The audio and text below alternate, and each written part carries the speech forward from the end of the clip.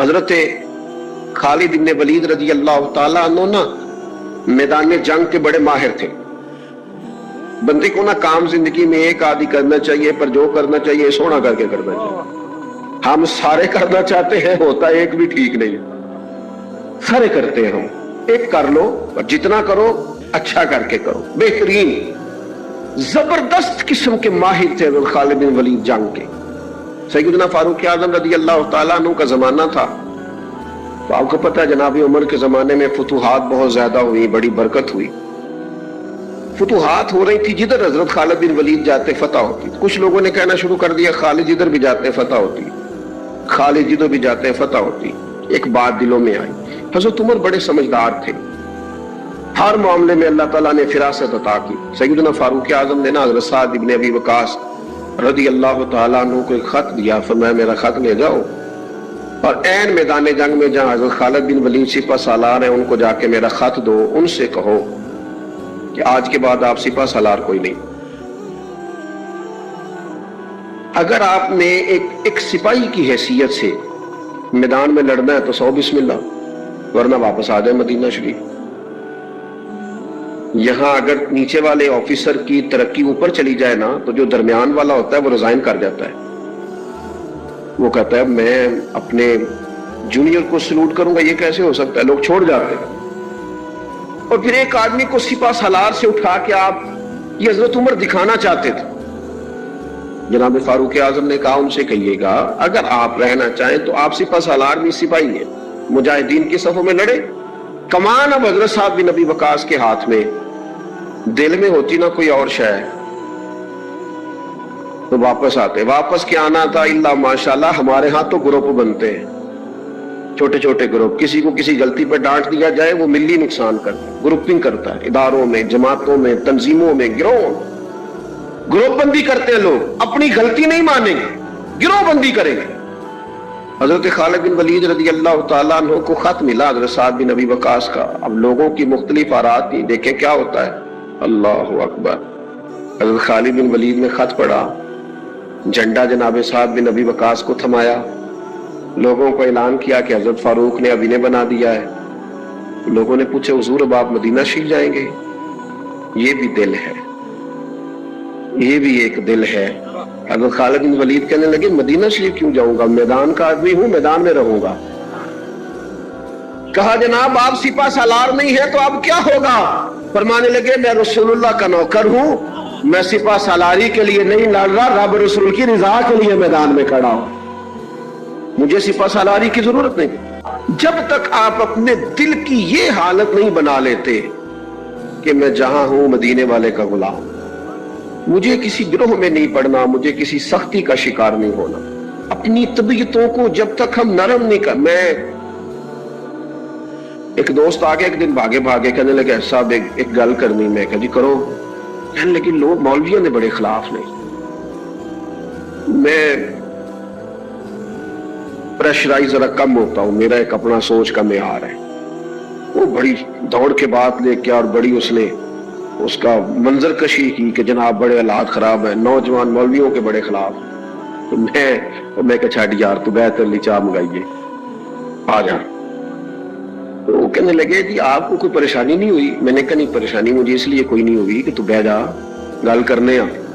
پانی شانی پلایا، چائے پلائی. تو پھر کہنے لگے جی میں نا 5 7 10 نوجوانوں کے بیچ بیٹھا تھا تو میرا خیال تھا ایک تو علماء کے حق میں بولے، لیکن وہ اللہ ماشاءاللہ جماعت کا ذہن ہی اور تھا. میں نے کہا آپ ایسا نہیں ہے، 4 5 لوگوں سے آپ ملے ہیں، میرے ساتھ چلیں. ہاں آپ آئیں. میں کئی دفعہ اندر ہی اندر گھٹ جاتا ہوں کہ یار یہ چڑھتی جوانی اور میری گاڑی کے پیچھے بھاگ رہا ہے اس عمر میں اور اس طرح تڑپ کے.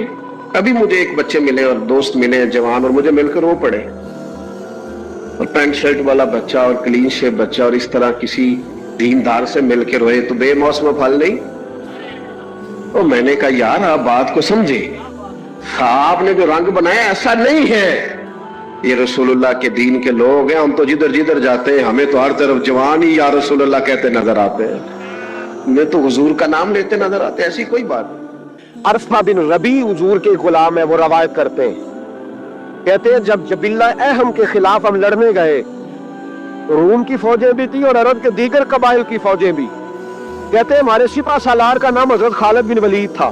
تو گزارش کرنی ہے, اب مدعا کیا سنانا ہے, اب تو بات کرنی ہے. فرماتے میں آگے بڑھا اور جیسے بھی ہوا میں نے حضرت عمار بن یاسر کو راضی کیا.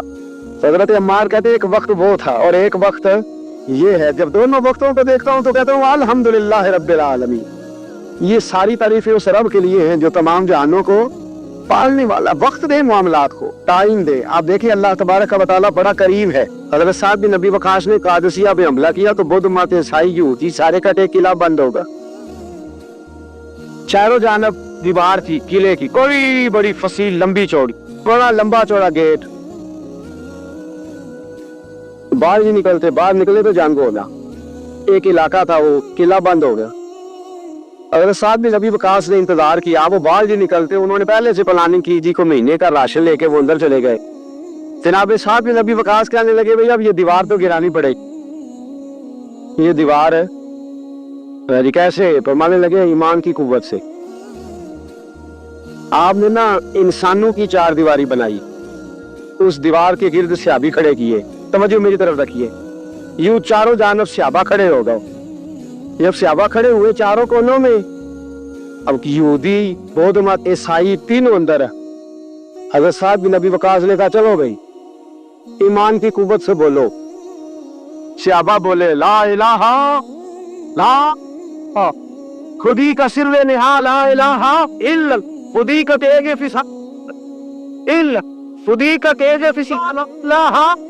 اگر جو بت ہے جماعت کی آستینوں میں, مجھے ہے حکم اذان الا. وہ 3-4 دفعہ کلمہ پڑھا تو دیوالے ہلنے لگے, کانپنے لگے. انہوں نے توڑے دروازے باہر آگے, کہنے لگے کیا ہوا؟ حضرت صاحب بن نبی وقاص کہنے لگے کافرو بھائی مانو, ابھی تو ہم نے ایمان کا پہلا کلمہ بھی آدھا پڑھا ہے. ابھی تو ایمان کا پہلا کلمہ بھی لا الہ آدھا پڑھا ہے. اگر محمد رسول اللہ پڑھ لیتے تو تمہارا بچتا ہی کچھ نہ. ابھی تو ایمان کا پہلا کلمہ بھی آدھا پڑھا ہے اور تمہاری دیواروں میں دراڑیں پڑ گئی ہیں. اللہ کرے میری ملت ایمان کا کلمہ ہی ڈانٹ کے پڑھنے لگ جائے. اگرچہ بت ہیں جماعت کی آستینوں میں, پر مجھے حکم اذان لا الہ. اور یہ دور اپنے ابراہیم کی تلاش میں, صنم کدا ہے جہاں لا الہ. 12 اور پکڑو ان کو مارو.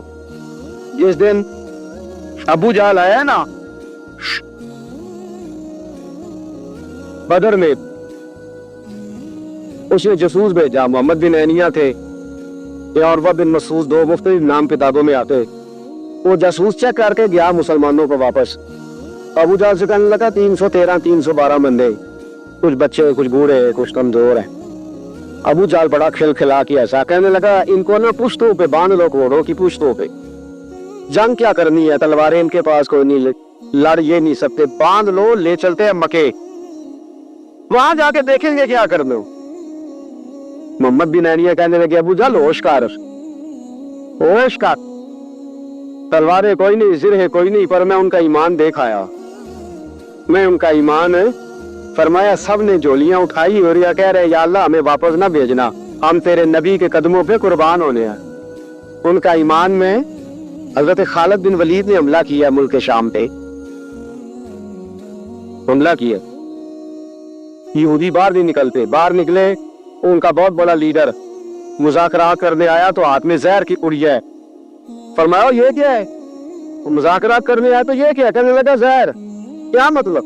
کہنے لگا اگر مذاکرات ناکام ہوئے تو زہر کھا کے مر جاؤں گا, مسلمانوں کو کبھی اقتدار نہیں دوں گا. تو آپ فرمانے لگے زہر بھی تب بھی اثر کرے گا نا جب میرا اللہ چاہے گا.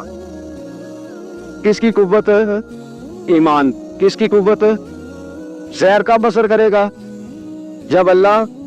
تو کہنے لگا یہ بڑا زہریلا زہر ہے ہمارے علاقے کا, یہ تو کسی کے ناک میں ذرا ہوا سے چلا جائے تو بندہ مر جاتا ہے. آپ فرمانے لگے بندہ تب بھی مرتا ہے جب اللہ مارے, اور جسے اللہ نہ مارے مر سکتا. وہ کہنے لگا کیسے ہو سکتا ہے؟ فرمایا لاؤ ادھر. حضرت خالد بن ولید.